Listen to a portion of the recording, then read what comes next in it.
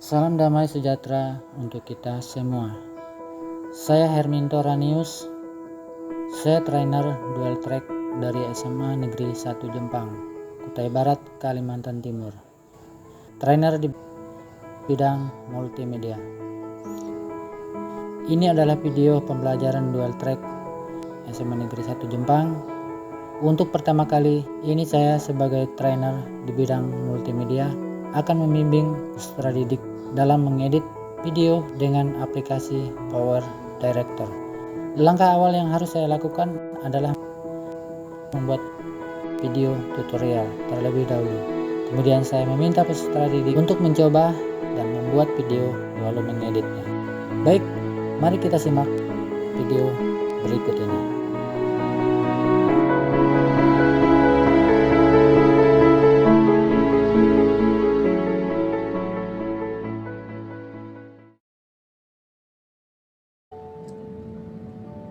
Hari ini kita akan belajar cara editing dengan Power Director.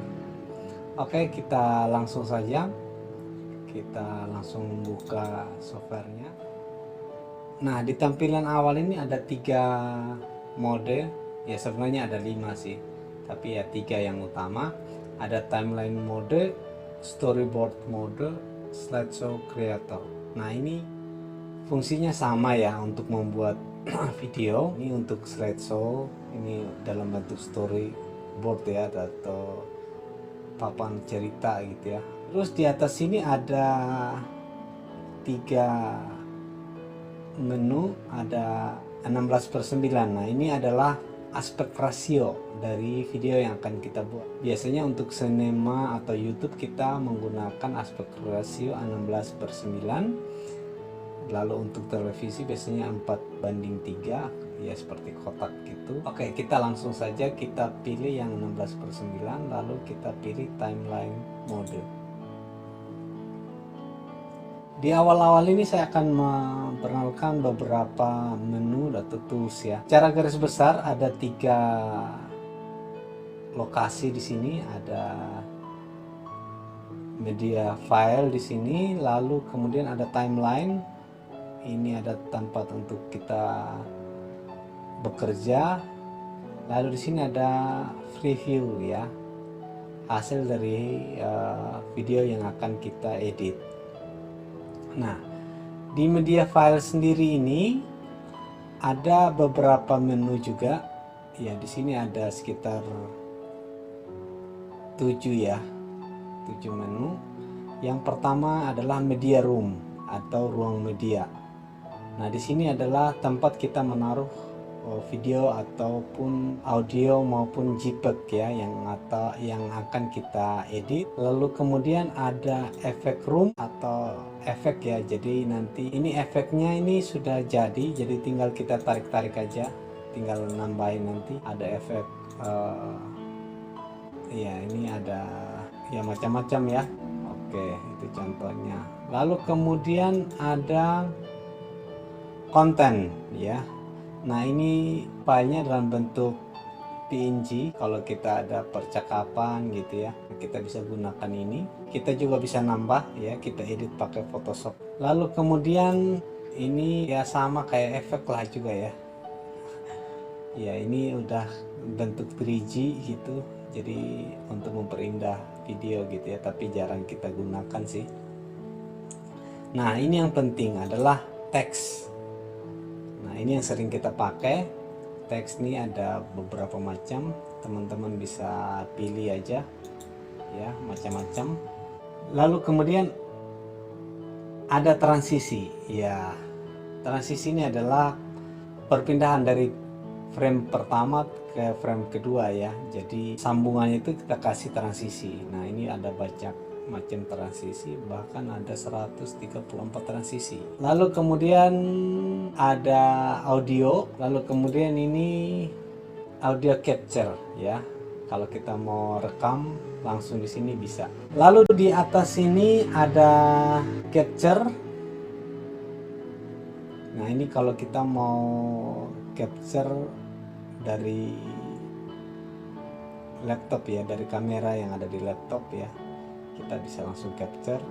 Lalu kemudian edit, nah ini yang sering kita pergunakan. Lalu produce. Produce ini untuk mengekspor hasil kerja kita itu nanti seperti apa bentuknya, atau baik itu MP4, AVI ataupun MPEG dan lain sebagainya ya. Ya bisa ke YouTube atau ke platform yang lain. Lalu yang keempat, nah ini yang sangat bagus dari PowerDoctor adalah dia punya creative disk ya. Jadi bisa langsung burning ke video ya. Dan ini sudah ada kontennya, ada preference, jadi ada menunya, tinggal kita isi-isi ya. Jadi sangat menolong. Lalu ada kapasitasnya di sini ya. Ini maksimalnya 4700 MB atau sekitar 4 GB lebih ya. Oke, kita kembali ke editing. Oke, sekarang kita masuk ke timeline. Nah, timeline sendiri ini adalah area kita bekerja, tempat kita mengedit video. Nah, di sini ada beberapa track ya.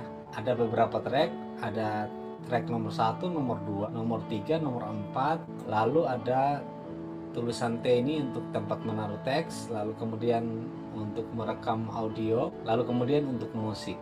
Untuk track 1 ini ada logo gambar dan logo audio. Jadi misalkan nih kita mau menaruh video kita, makanya otomatis dia akan terdeteksi seperti ini. Atas untuk gambar, lalu yang bawah ini untuk audio. Setiap track ini ada urutannya. Nah, urutannya ini, urutan 1 ini paling belakang, artinya tidak tampil lagi kalau misalnya kita nambahin lagi video di track nomor 2. Nah, makanya yang muncul adalah track nomor 2 gitu ya. Demikian pun kalau kita kasih track nomor 3 ya, seperti itu akan ketutup ya. Itu kan gambar motor, lalu kita geser baru kelihatan gambar padang, baru kelihatan seorang skateboard gitu ya. Kalau kita ingin menambahkan banyak video, tinggal kita klik kanan lalu add track ya, seperti itu.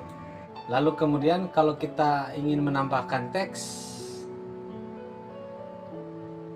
kita masuk ke teks, lalu kita tarik, lalu kita masukin di sini ya, di teksnya ya. Begitupun juga dengan audio. Oke ya, itu garis besarnya. Lalu kemudian di atas sini adalah menu untuk pekerjaan kita lah ya, istilahnya untuk tampilannya dan lain sebagainya ya. Contohnya bikin new project ataupun new workspace atau open project ya, atau open design project. Lalu kemudian save project as ya. Dan nah ini export ya, kita import dari file yang akan kita edit, kita import gitu ya. Lalu kemudian nah ini itemnya nanti kalau akan hidup kalau kita sudah editing. Lalu ada plugin ya, ini bisa kita tambahin ya dari plugin yang kita bisa download. Lalu ada view ya, ini tinggal kita pakai F3, F4 gitu ya, jadi bisa pelajari sendiri ya, ini gampang sih. Lalu ada playback, ini kembali lagi ya, ada aspek rasionya ya, ini muncul lagi. Kalau misalnya kita salah pilih, kita bisa langsung rubah di sini ya, tapi ini tadi kita pilih 16/9. Jadi itu kira-kira tutorial singkat tentang pengenalan tools ya. Terima kasih.